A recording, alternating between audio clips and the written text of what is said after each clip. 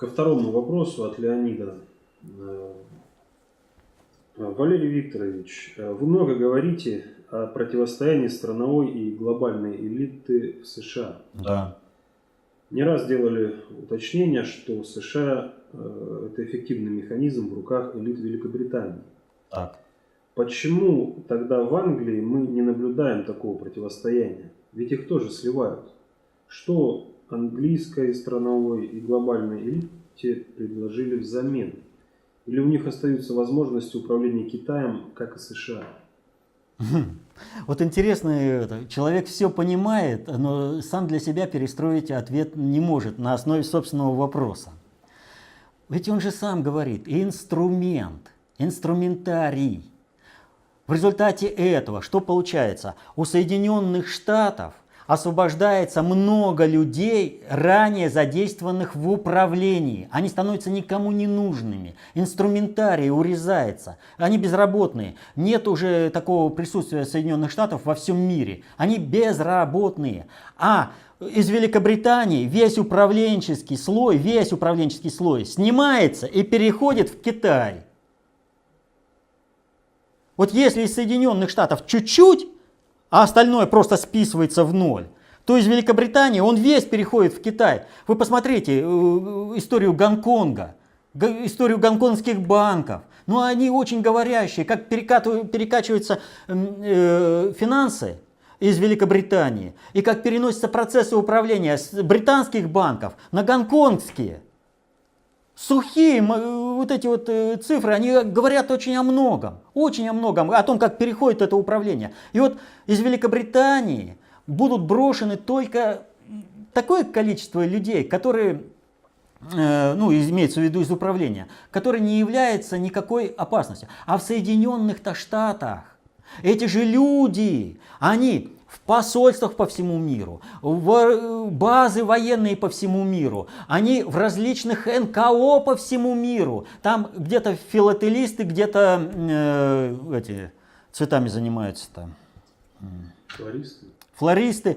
Без разницы, они же по всему миру. Посмотрите, в посольствах, посольства Соединенных Штатов самые большие по всему миру. И сколько культурного обмена Соединенные Штаты со всеми ведут. Они во все страны. И вдруг это все не нужно. А сейчас-то они все задействованы в реальном надгосударственном управлении. У них сейчас в руках находятся реальные рычаги управления. И они, понимая, что завтра они будут ненужными, а сейчас у них находятся рычаги управления, они сопротивляются. Они стараются сохранить свой статус-кво. Если кого-то одного из них выдергивают и говорят, тебе лично будет обеспечено, он предает тут же.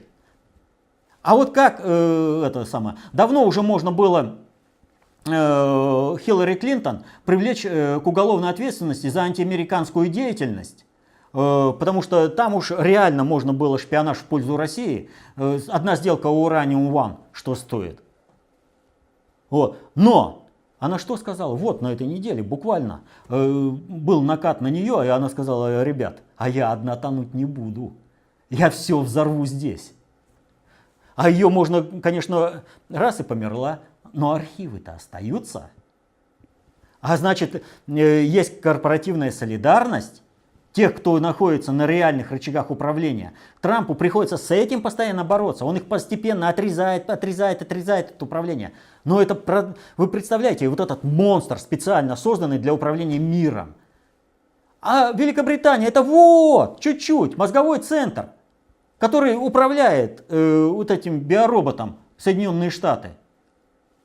Поэтому, естественно, в Великобритании откуда могут взяться процессы такие сопоставимые с Соединенными Штатами по противостоянию страновой и глобальной элиты? Тем более, не забывайте там такую вещь. В Соединенных Штатах страновая элита имперская. И многие поэтому думают, что представитель страновой элиты Черчилль является представителем глобальной элиты. Британский доминион, британское содружество, оно не прекратило свое существование. И у британской страновой элиты есть отдушина, куда они могут уйти по роду своей профессиональной деятельности. А вот у американской страновой элиты все завязано исключительно только на одну страну – Соединенные Штаты Америки. Поэтому там и такой конфликт. И конфликт во всем мире.